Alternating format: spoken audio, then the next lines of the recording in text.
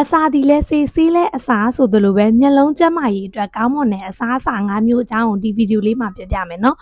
ဗိုက်တာမင် A ဓာတ်ကိုပေးတဲ့မုံလာဥနီကမျက်လုံးကျန်းမာရေးအတွက်အထူးကောင်းမွန်တဲ့မျက်လုံးအကြည်ဓာတ်ရရှိဖို့အတွက်မျက်လုံးအမြင်အာရုံကောင်းဖို့အတွက်ဆိုလို့ရှိရင်မဖြစ်မနေစားပေးတဲ့နံ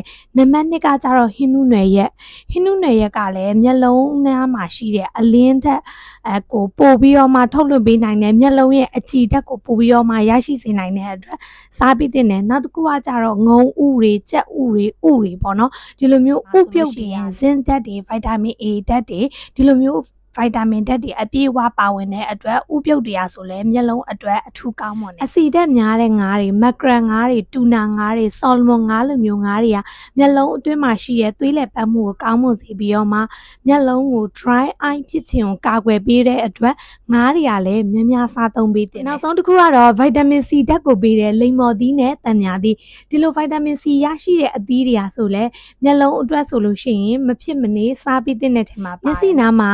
ဗိုက်တာမင် C ပါတဲ့ဒီလိမ္မော်သီးတွေနောက်ပြီးတော့ဒီ